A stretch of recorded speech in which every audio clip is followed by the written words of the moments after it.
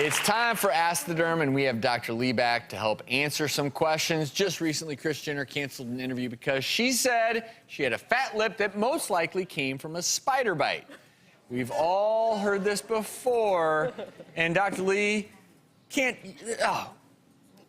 The number of times that spiders have gotten blamed for something is astronomical. In the 12 years I've been in practice, I've seen a spider bite twice in my career. They want nothing to do with us. They don't want to suck our blood. They don't want to eat our skin. They don't want to live with us. They don't want us to step on them. They really don't want to have anything to do with us. But so often people around me say, oh, look at the bites I got last night. Those are most likely mosquitoes or fleas or that sort of bed bugs, those sorts of things. Those kinds of bugs like to get at us. They're looking for us. So when I was a medical director at the prison, they would at least 5 times a week somebody said they had a spider bite.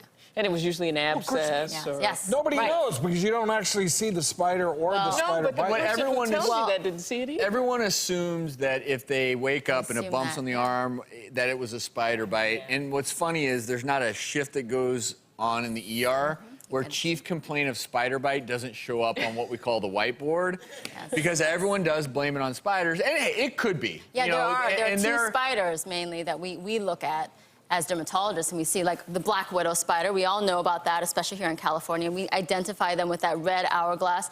If they bite you, and they don't bite unless they're provoked. You know, if you accidentally go into wherever they're doing, can happen which happens. If you're cleaning out the garage. Yes, has that happened to you? Have you gotten bit? Well, but the number of brown recluses I've seen, and I've taken care of a few of those. They are terrible. So if you're truly bit by a spider, what's interesting is a lot of times people then won't call those spider bites, and they'll come in, and especially with these brown recluse. What is this thing? Yes. Brown recluse can be identified, as you can see in this picture, by this violin shape on their head.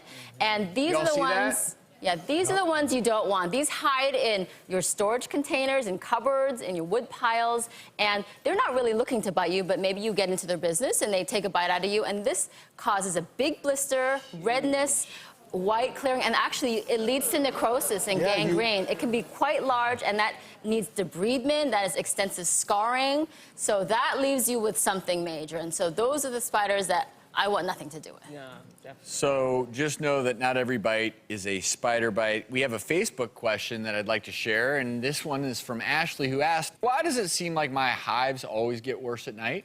Well, hives can occur any time in the day. It just happens to be that I think we notice them more at night because during the day we are busy doing other things. You know, we are talking to people on the phone, we're working. When we lie down and we go home and we kind of scratch our leg, scratching can actually trigger it. And the more you scratch, the more it itches, and all of a sudden you got full-blown hives. Also, you go home and you take a hot shower because you think you're itching, and then the heat from the shower makes it worse, too. More histamine release. So that's pretty common. Yeah, I mean, and there's drugs that can cause it. There's a lot of things we know can cause it, like penicillin, like radio contrast dye, aspirin, and even foods like chocolate and shellfish and those sorts of things. Or the lotion you put on every single night before you go to bed, or the sheet you hop in that the dog was in, or the new detergent. You know. The problem is you don't know the diagnosis, actually. You don't know the cause, but 50% of the time. So just hopefully it will burn out. You want to take antihistamines to help it to burn out. And typically itching is worse at night.